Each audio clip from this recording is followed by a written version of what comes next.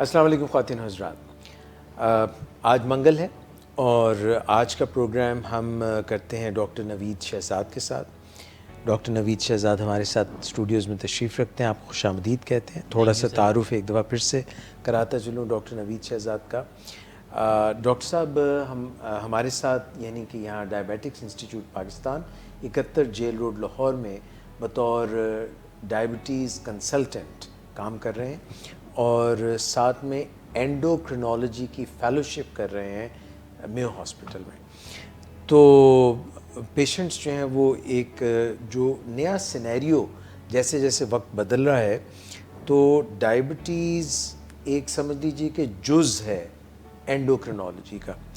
Doctor صاحب یہ بتائیے گا کہ اینڈوکرینالوجی جو غدود میں سے ہارمونز نکلتے ہیں، اس کا اثر دل اور جو نظام خون کا جو دورانیہ ہے، جو کارڈیو ویسکولر سسٹم ہے، اس پر کوئی اینڈوکرینالوجی کا اثر بھی ہوتا ہے؟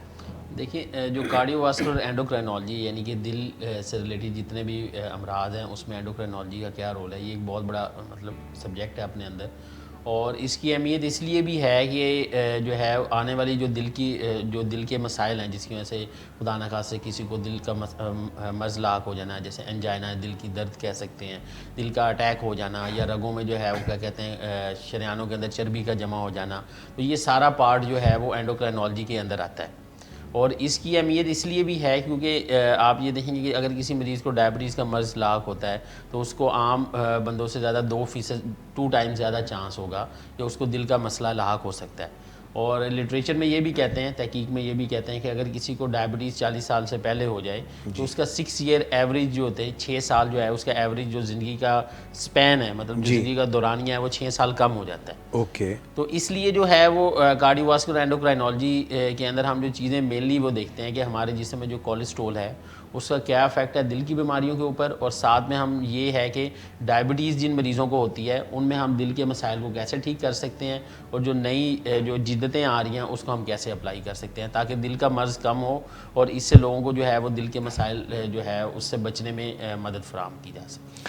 ڈاکٹر نوید یہ بتائیے گا کہ مثلاً جو رطوبتیں جہاں سے خارج ہوتی ہیں، جیسے دماغ کا پیچوٹری گلینڈ ہے یا یہاں سے تھائرائڈ ہے یا گردوں کے اوپر کے ایڈرینلز ہیں، ان سے جو بھی رطوبتیں خارج ہوتی ہیں وہ دل کی دھڑکن، دل کا فنکشن اور جو شریانوں کا سکڑنا یا پھیلنا ہے، ان کے اوپر کوئی اثرات ڈالتی ہیں؟ اس میں ڈائریکٹ تو کوئی ایسا اثر نہیں ہوتا، لیکن اس میں جو یہ ہے کہ جیسے اگر خدا نخواستہ کسی کو شریانوں کے اندر چربی زیادہ ہوگی، ٹھیک ہے، اس کے اندر کولیسٹرول بڑھنا شروع ہو جاتا ہے تو اس کی وجہ سے دل کی رگیں جو ہے وہ تنگ ہونا شروع ہو جاتی ہیں، سکڑنا شروع ہو جاتی ہیں، جس کی وجہ سے دل کے مسائل مریضوں کو ہو سکتے ہیں۔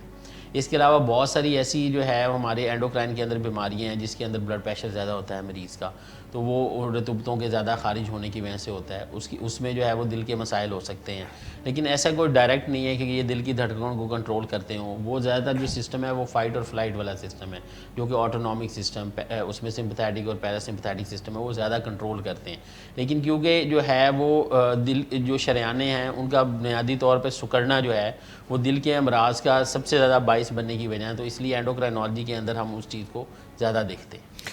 ڈاکٹر صاحب یہ جو ادھر سے ایک نکلتا ہے ہارمون تھائروکسین، اس کا بھی تو دل پہ کوئی؟ ہاں، اس کا وہ ہم نے پروگرام میں بھی ڈسکس کیا تھا کہ اس کا دل پہ افیکٹ یہ ہے کہ اس سے دل کی دھڑکن تیز یا سلو، وہ ایکسیس مطلب اگر باڈی میں زیادہ ہوگا تو اس کی وجہ سے کیا ہوگا، دل کی دھڑکن تیز ہوگی، کیونکہ اوور آل جب تھائروکسن باڈی میں زیادہ پروڈیوس ہو رہی ہے، تھائرائڈ ہارمون زیادہ پروڈیوس ہو رہا ہوتا ہے، جسم میں پیدا ہو رہا ہوتا ہے، تو اس سے جسم اوور آل جو ہے وہ ایک تیزی کی سچویشن کے اندر ہوتا ہے، جیسے پسینہ آتا ہے مریض کو، ٹھیک ہے، جسم کا جو ہے وہ ٹیمپریچر بڑھنا شروع ہو جاتا ہے، درجہ حرارت اوپر کی طرف رہتا ہے، دل کی دھڑکن تیز ہوتی ہے، کیونکہ وہ باڈی کو ایک اسٹریس اسٹیٹ میں لاتی ہے، وہ تیزی سے جو ہے وہ چیزیں جو ہے وہ چلاتی ہے، جس کی وجہ سے ہوتا ہے۔ دوسرا یہ کہ اگر اسی طرح تھائرائڈ ہارمون کم ہو جائے تو دل کی دھڑکن سلو ہو جاتی ہے، وہ اوور آل باڈی کے فنکشن سلو ہوتے ہیں، اس کی وجہ سے ہوتا ہے۔ اچھا ڈاکٹر صاحب یہ فرمائیے گا کہ لبلبا جو ہے جس میں سے انسولین نکلتی ہے، جس کی کمی کی وجہ سے ذیابیطس ہوتی ہے، کیا اس کا اثر یعنی ڈائبٹیز ٹائپ 1 یا ٹائپ 2 کا اثر بھی دل پہ کارڈیو واسکولر سسٹم پہ اور خون کے جو ہے وہ گردش پہ ہوتا ہے؟ دیکھیں ابھی میں نے آپ کو شروع میں جیسے بتایا کہ اگر کسی مریض کو ذیابیطیز کا مرض لاحق ہوتا ہے تو وہ عام آدمیوں سے 2 ٹائم زیادہ مطلب 2 گنا زیادہ اس کا رسک ہوگا کہ اس کے دل کا مرض ہو سکتا ہے. اس کی وجوہات یہ ہیں کہ ایک تو جو ہے وہ کیا کہتے ہیں کہ جو ڈائبٹیز ہے وہ ہمارے ہاں ہم نے ایک جو ہے پورا پروگرام کیا تھا آٹونومک نیوروپیتھی کہ دل کی جو رگوں کو بھی متاثر کرتی ہے. دوسرا یہ کہ جتنا اچھا شوگر کا کنٹرول ہوگا اتنا اچھا جو ہے وہ دل کے جو ہے وہ امراض ہونے کے چانسز کم ہوں گے. جیسے اگر کسی مریض کو شوگر ہو جاتی ہے جیسے ٹائپ 1 ہے یا ٹائپ 2 ہے جو بھی ڈائبٹیز ہو جاتی ہے اس میں دل کا جو ہے وہ مرض ہونے کے جو ہے وہ چانسز زیادہ ہوں گے. تو ہم نے اس کو روکنا ہے. اس کو روکنے کا یہ طریقہ ہے ایک تو جو ہے وہ شوگر اچھے طریقے سے کنٹرول کی جائے تاکہ ہم جو ہے وہ چاہے وہ کھانے والی دوائیوں سے ہو چاہے وہ انسولین سے ہو ٹھیک ہے وہ تاکہ ہم ان کا اچھا شوگر کا کنٹرول رکھیں. جب شوگر کا کنٹرول اچھا ہوگا تو باڈی ایک سٹریس سٹیٹ میں نہیں جائے گی جس کی وجہ سے جو ہے وہ دل پہ بھی پریشر نہیں ہوگا اور رگوں میں بھی نہیں پریشر ہوگا. دوسرا یہ کہ جو ٹائپ 2 ڈائبٹیز ہوتی ہے اس میں بیسیکلی مریض کا وزن بڑھتا ہے. جب ویٹ بڑھتا ہے تو جسم میں کولیسٹرول بڑھتا ہے, انسولین اپنے جسم میں کام نہیں کرتی تو یہ کولیسٹرول جو ہے آپ کی شریانوں میں جا کے جمع ہوتا ہے جس کی وجہ سے شریانوں کو تنگ ہونے کا خطرہ ہوتا ہے. شریانوں میں جو ہے کوئی بلڈ کلاٹ بننے کا رسک بڑھ جاتا ہے جس کی وجہ سے ہمیں یہ چاہیے کہ ہم ان کے کولیسٹرول لیول کو بھی کنٹرول کریں. کولیسٹرول کو کنٹرول کرنے کی ڈیفرنٹ ہے کھانے والی دوائیاں ہیں ٹھیک ہے. اب دنیا میں جو ہے وہ نئی جدتیں آتی جا رہی تو اس کے حساب سے لگانے والی بھی دوائی ہوتی ہے. پھر ساتھ میں آپ نے لگانے والی مطلب ٹیکا انجیکشن کی فارم میں. تیسری یہ چیز ہے کہ اگر اس کو خدا نہ خاصا بلڈ پریشر ہے ساتھ میں ہم اسے بھی کنٹرول کریں. بلڈ پریشر کنٹرول کی جو ہے بہت ساری دوائیاں موجود ہیں لیکن جو دوائی ہم اب استعمال کرتے ہیں اس کے اب جو ہے وہ اس کا جو بنیادی مرکز یہ ہونا چاہیے کہ وہ جا کے آگے جو ہے انسان کی موربیڈیٹی اور مورٹیلٹی یعنی کہ اس کی روزمرہ کام کرنے کی صلاحیتوں کو مطلب جو زندگی کی اہمیت ہے اس کو بھی خراب نہ کرے.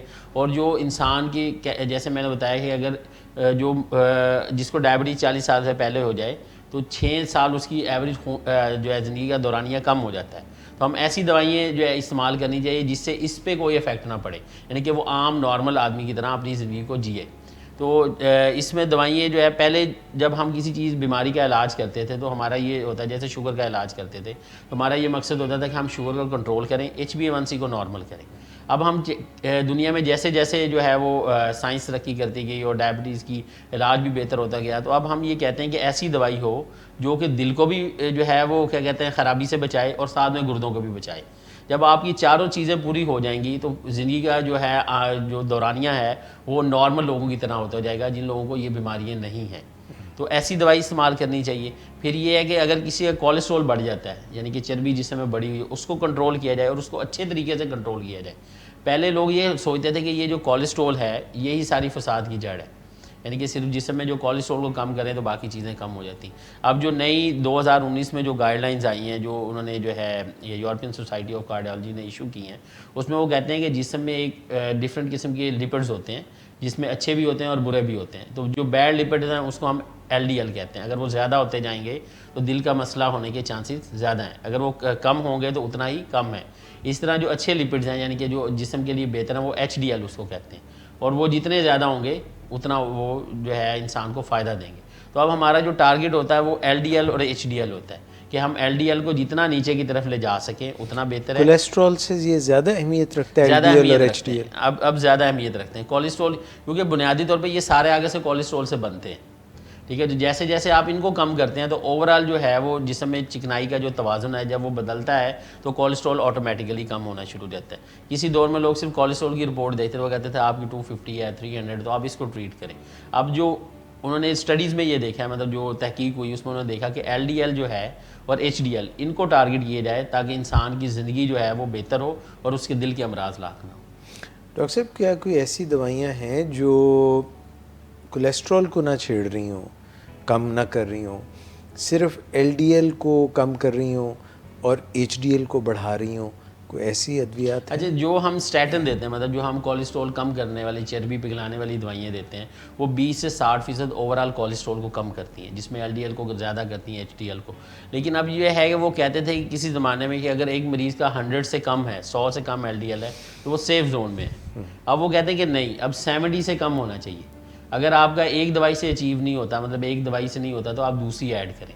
اب 2 دوائیوں سے بھی نہیں ہوتا تو پھر آپ تیسری ایڈ کریں. اب تیسری پہ سوال یہ تھا کہ دوائی کون سی دی جائے. یہ پہلی، دوسری اور تیسری دوائیاں کون سی ہیں جو اس وقت آپ لوگ دیتے ہیں اپنے کلینک؟ پہلی تو جو ہے وہ اسٹیٹنز ہے جسے ہم کہتے ہیں. اسٹیٹنز کا یہ مطلب کہ جو آج کل آپ نے سنا ہوگا رووا اسٹیٹن، اٹوروا اسٹیٹن، جو رووسٹا اور اٹوروا ان ناموں سے آتی ہیں، یہ ہم دیتے ہیں. اگر یہ ٹھیک نہیں ہوتے تو پھر ہم اس میں ایڈ آن تھیراپی کرتے ہیں، مطلب ایک دوائی اور بڑھاتے ہیں جس میں مختلف ہیں، جس میں ایزیٹیمائب ہے، گیم فائبروزل ہے، یہ فینو گیٹ کے نام سے اور اسی طرح لپی گیٹ ای زیڈ کے نام سے مارکیٹ میں اویلیبل ہیں.